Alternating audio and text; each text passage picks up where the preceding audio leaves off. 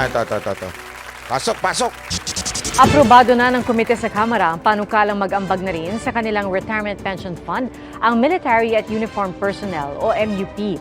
Sa kabila ng mandatory contribution, may kaakibat naman daw ito na taas sahod kada taon. Saksi si Oscar Oida. Lusot na sa House Ad Hoc Committee ang panukalang pension system para sa military at uniformadong personnel. Sa ilalim nito, mag-aambag na ang militar, pulisya at iba pa sa kanilang retirement pension fund, gaya ng ibang kawani ng gobyerno. Dati kasi itong pasa ng buo ng gobyerno.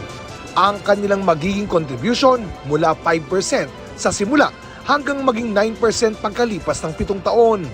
Naging kontrobersyal ang pagsusulong ng gobyerno sa panukala dahil may mga nangangambang magkakaroon ng mass resignation kapag ipinatupad ito. Pero kasama rin sa panukala ang taunang 3% sa taunang taas sahod sa loob ng 10 taon. May garantisado na po tayong salary increase na 3% per year.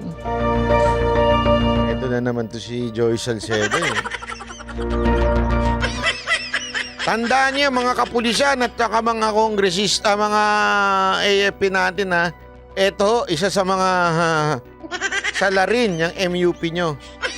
Tandaan niyo yung pagmumukha na yan, ha? Sa susunod na eleksyon, tandaan niyo yung pagmumukha na yan. Pag tumakbo yung national, ha? Yan ang mahirap eh. Yan ang sinasabi niya. Tataas naman daw ang sahod ng mga uniform personnel by 3%. Magkano naman ang babayaran at kakaltasin sa sahod? 7%. Tataas pa nga ng 9% eh.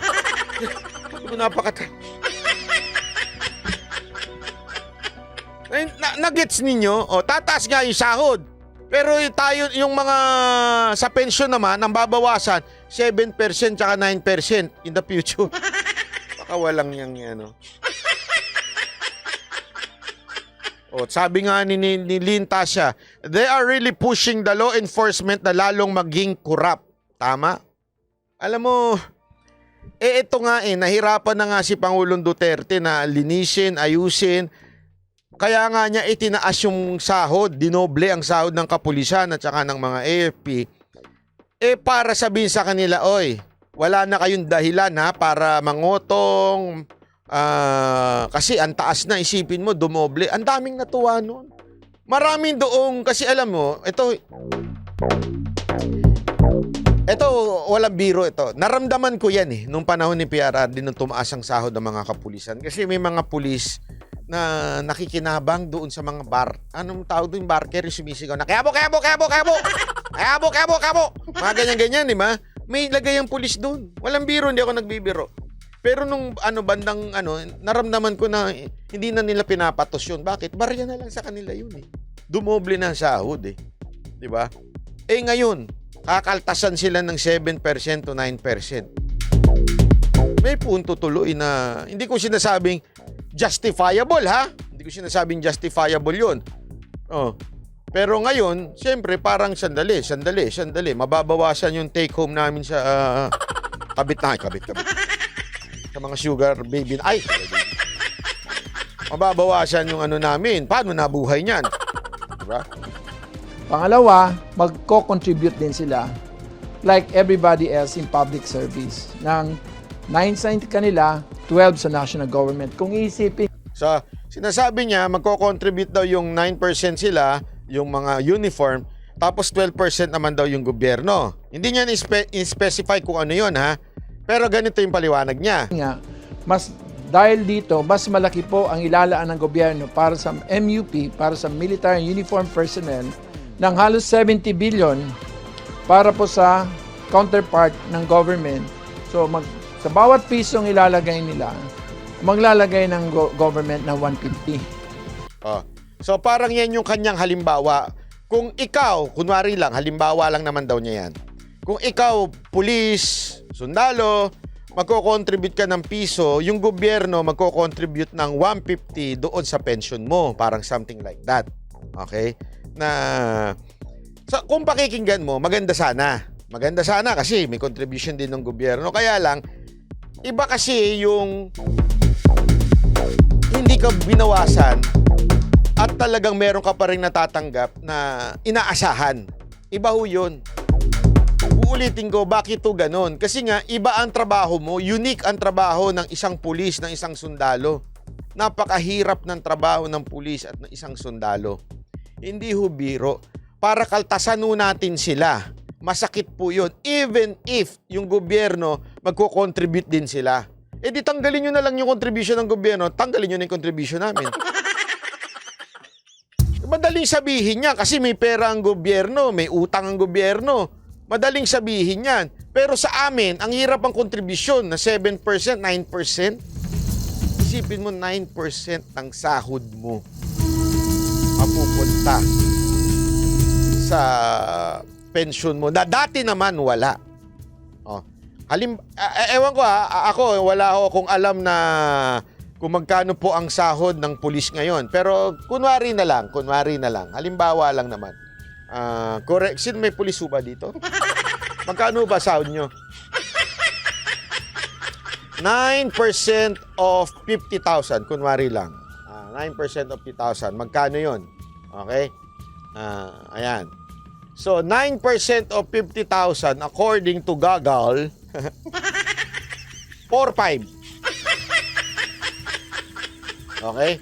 According to Gagal, 4.5 daw ang 9%. Mapupunta ngayon yan sa pension mo. Ibig sabihin, mababawas pa yan sa sahod mo. Eh, dati-rate, wala yan. Yung take home mo na. Sa'yo na talaga yun. Di ba?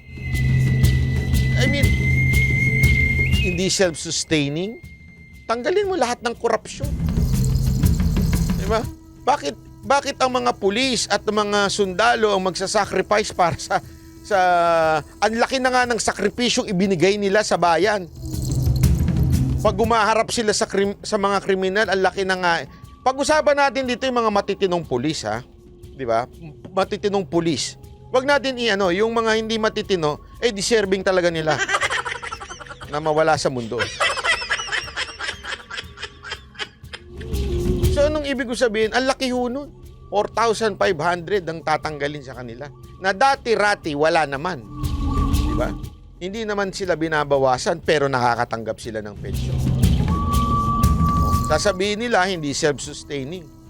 Pero utang tayo ng utang. Pero meron tayong Maharlika Funds.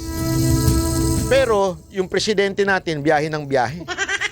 Tumaas ng 996% ang ibinyahe niya. Kung ibinigay na lang natin yung hindi na lang natin kakaltasan yung MUP at ibibigay na lang natin hindi na natin kakaltasan yung mga uniform personnel at ibigay na lang natin sa kanila yun.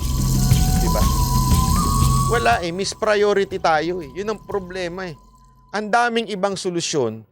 Bakit ang nagsuffer itong mga uniform personnel na malaking bagay?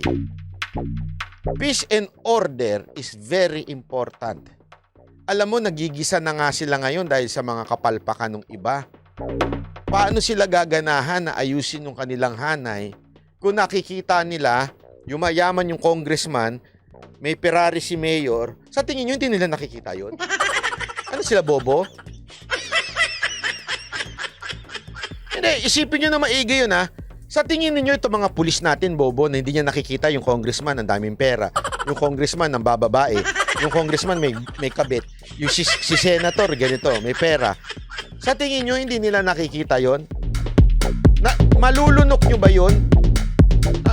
Malulunok nyo ba na ang daming pera ng mga mayor natin, ang daming pera ng mga kongresista natin, tapos sila binabawasan? Ano sa tingin niyo mararamdaman nila? Tanungin ko kayo. Diba? Isipin nyo maigi yun kayong mga politiko. Kaya nga tama talaga si Mayor Magalong dito Sobrang tama si Mayor Magalong dito. Kaya sana merong pumalag na kongresista kasi ngayon pumasa na nga sa lumusot na sa parang panukalang kontribusyon, lumusot na sa committee level. Diba? Tuloy natin to. Balita na to. So, lamang pa po sila. Ang takdang retirement age ay ginawa na rin 57 years old. Sa Isa pa yan, nirereklamo nila, 57 years old na ang retirement age. Dati, mapapaaga supposedly. Ngayon, hindi. Oh, tumagal pa. Ibig sabihin, magiging... Naku talaga. Gitnaan ng pagdinig ng komite, umalma ang chairman ng committee na si Albay Representative Joey Salceda dahil gusto ng AFP na magkaroon ng sariling trust fund hiwalay sa PNP at iba pa. Naniniwala si Salceda na mas makakaigi kung gagawin na lamang isa ang trust Yan, fund. isa pa yan, sabi ni Nats Marinduque. Confidential fund, tanggalin. Bilyon-bilyon kada taon yan. Sorry pero paano nyo ipapaliwanag sa mga uniform personnel yan? Bilyon-bilyon ng confidential funds na hindi nila alam kung saan napupunta. Ng bawat ahensya, siguro halos lahat ng ahensya ng gobyerno may confidential. Tapos sasabihin nyo walang pera. Sino ginago nyo? Yun na nga, sir, magkakaiba na naman ang investment policy dyan. I came from that industry and I know how funds work. Jesus Christ. Wag mo idama yan! Dadamay ka pa dyan! It can go left and the right. Hold them upright, so clean and bright. Orni mo, ha?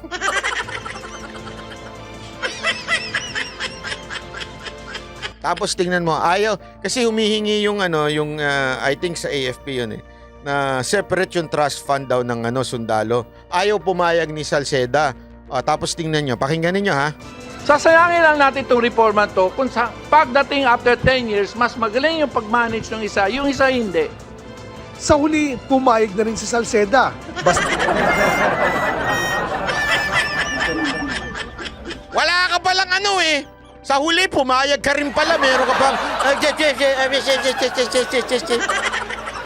Corny mo na. Bandang huli, babaluktot ka rin pala. Balimbing ka talaga. Hindi, sa totoo lang etong Salceda na to, nakailan na sa akin to Pabago-bago utak nito, hindi ko alam kung bakit Naiisip ko tuloy, totoo yung chismis na kinmento sa akin. Ayoko na nga banggitin dito, walang kinaugnayan yun alam mo yung chismis na yun sa akin, may chinismis kasi sa akin na ganito daw siya, ganon. Ayoko maniwala kasi, tsaka mamaya baka pag hinirit ko pa yun, sabihin nila, ad hominem ka na naman. Di ba? Magagalit na naman, ad hominem ka na naman. Pero sa totoo lang, merong kinaugnayan yun sa desisyon niya. Bakit? Pabago-bago Hindi siya sure sa desisyon niya Baka hindi rin siya sure doon sa niya. Hindi ko alam Wala ko alam dyan. Wala ko sinasabi. at magkapareho ng benepisyo. So, ibig sabihin nun, hindi yun merong kinaugnayan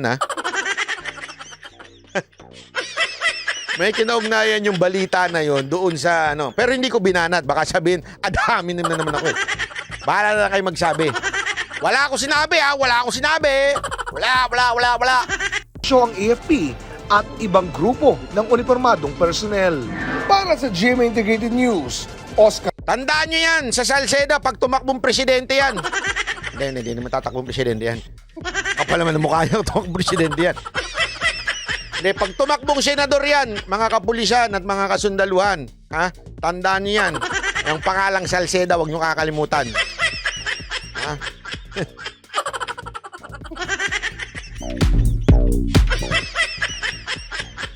Alam mo, minsan meron talagang kinaugnayan yung yung personal. Minsan kasi hindi naman biro di ba? Yung kung ano yung background mo, kung ano yung personal mong background. Yun na lang gagawin natin background. Yung ano yung personal mong background, minsan dala-dala mo yun sa diskarte mo sa buhay, di ba? Kung medyo pabago-bago ka, hindi ka sure. Pabago-bago rin decision mo. Tama, mali. Wala akong sinabi, Wala akong binabanggit dyan, sana lang, huwag nyo nang dalihin yan. Sana tumutol sa Senado. Yan ang ating aasahan. Sana sa Senado hindi makapasa itong itong pagbabago dito sa pensyon ng mga kapulisan natin. Sana tingnan natin yung mga senador natin. Baka mamaya kasi dito sa Congress medyo kaya pang i-twist ito eh. Sa totoo lang, alam naman natin sa Congress, yung pinsan ng namumuno dyan, di ba? So kung ano yung gusto ng executive branch, talaga kadalasan sumusunod ang Congress. Pero minsan nabablanko nasusuplak yan sa Senado. Depende na lang, okay? Tingnan natin, sana hindi makalusot sa Senado ito, di ba? Ako po. Ewan ko. Sana lang po. Ngayon, hindi pa naman lusot. Hindi pa naman siya lusot ha. Committee level pa lang naman. Okay? Committee level pa lang. Kaya lang kasi, again, gano'n naman ang it's a tradition sa Pilipinas. Kahit pa i-deny nilang paulit-ulit yan. Dinideny lang nila na we are independent. Pero pag iting mo sa Kamara, kung ano talaga ang dikta ng presidente, yun ang nasusunod. Sa Kamara ha. Pagdating naman po sa Senado, minsan doon nababali ng konti. Tingnan natin. Pero ngayon, pasado na siya committee level, di ba? So, abangan natin to si Salceda. Sana makarating sa opisina niya to.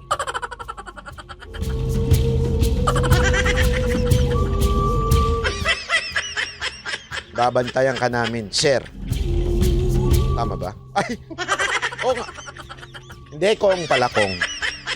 O, kala nyo kung ano na naman. Kong! Babantayan namin. Hindi, kasi baka mamaya sabihin nila hindi ako magalang pag sir. Kaya Kong na lang, Kong.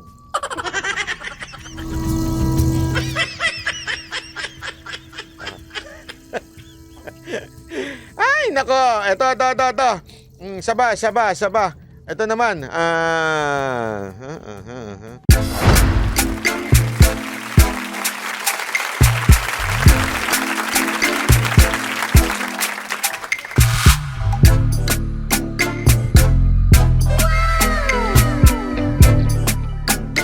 The next performance will start momentarily.